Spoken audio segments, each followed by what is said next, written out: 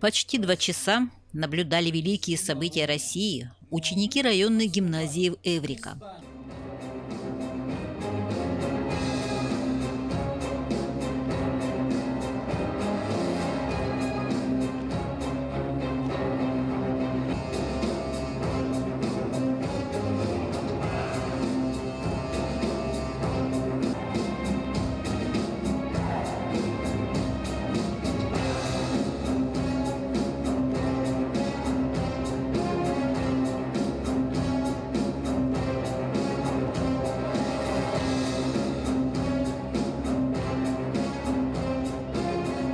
Исход предрешив, Пересвет пронзает копьем Челубея, и вышло из вражьей спины копье Пересвета.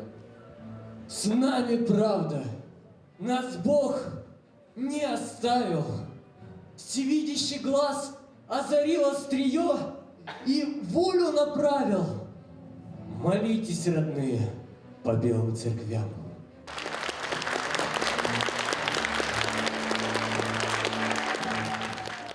От Куликовской битвы и до дней Великой Отечественной войны юным зрителям показали самую суть, которую доказывали наши великие предки.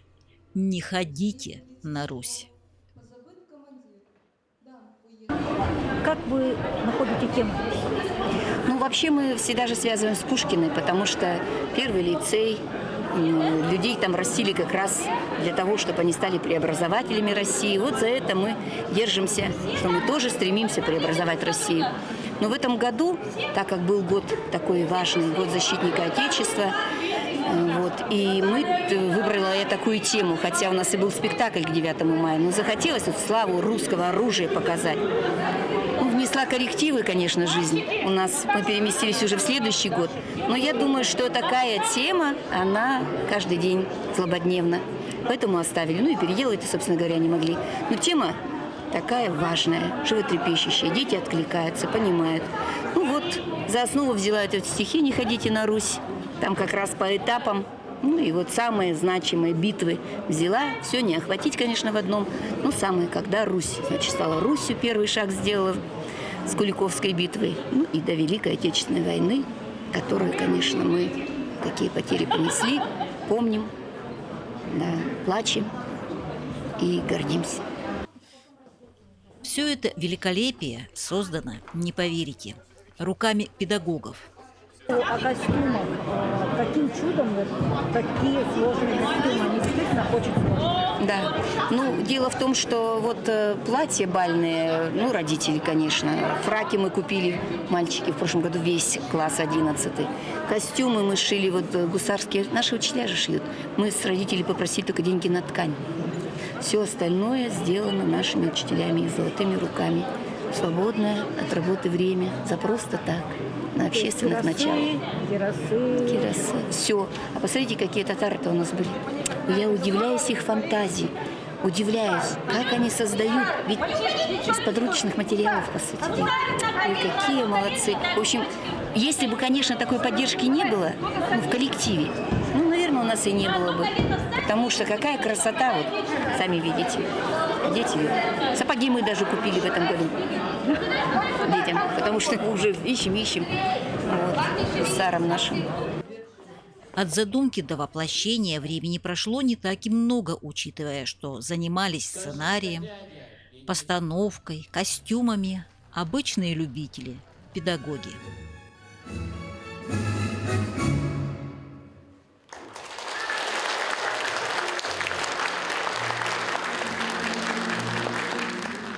На протяжении, как была сформирована гимназия, это было в 2005 году, и вот почти ежегодно мы ставим такие грандиозные мероприятия. Я думаю, что это отрада для глаз и души не только нашей гимназии, но и для родителей, и для всей общественности города.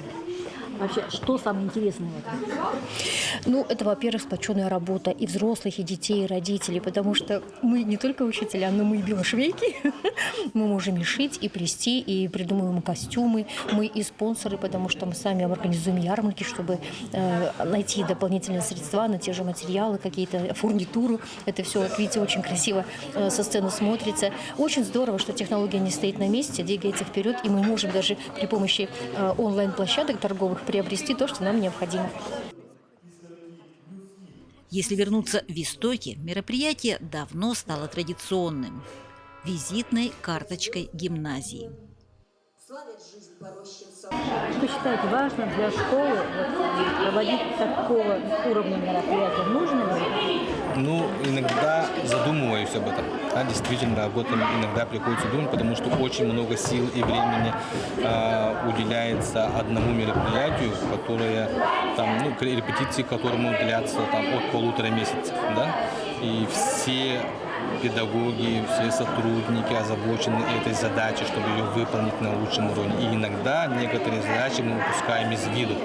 Да? Но когда это происходит, каждый раз переубеждаюсь в том, что это нужно. Тем более нашей гимназии, единственной гимназии в Алепинском районе, такого уровня, такого масштаба мероприятия крайне необходимо, потому что мы должны быть флагманской школой, и мы этот уровень доказываем именно на таких вот больших масштабных мероприятиях в том числе. К слову, есть в мечтах у идейного вдохновителя очередная придумка – создать свой театр.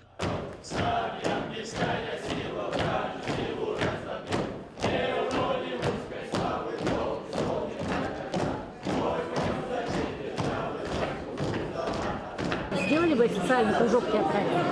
Ну, сделать его можно, а у нас же все равно я-то работаю учителем химии, и это важнее учить детей. А это, ну, как бы, скажем так, хобби. Если говорить серьезно, тема очень сложная, но ребята понимают самое главное. Россия, матушка, велика, сильна и непобедима.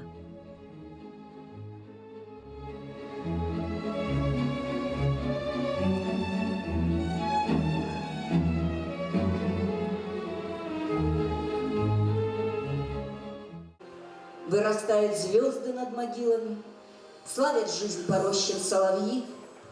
Что грозы, железная мелодия, радость или горькая нужда, все проходит, остается Родина.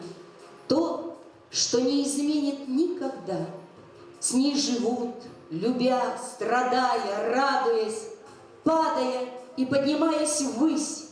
Над грозою торжествует радуга, над бедою торжествует жизнь.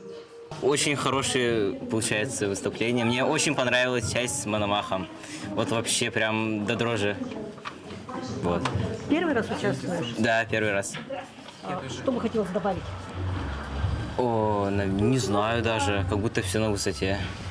Как ты считаешь, вот тема на сегодняшний день актуальна? Да, очень.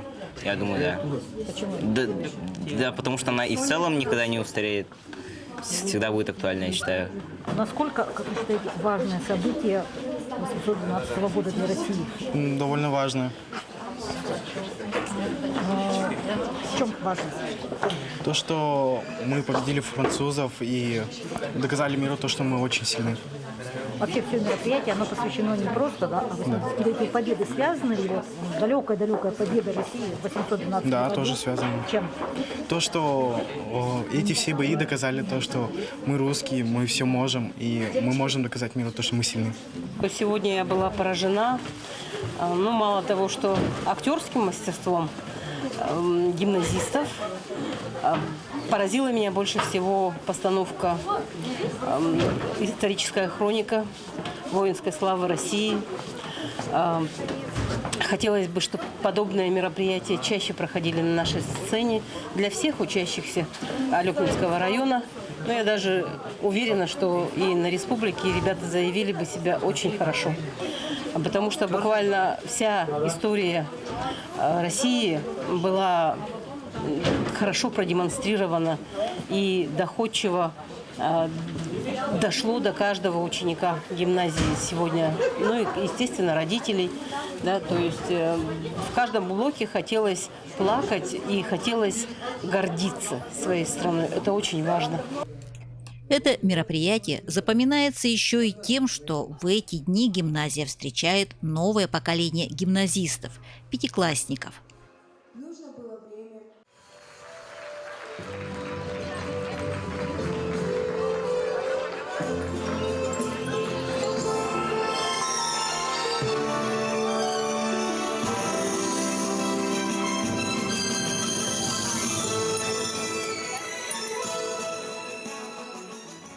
Царство наук – путеводная нить, а мы обещаем его сохранить. Клянемся?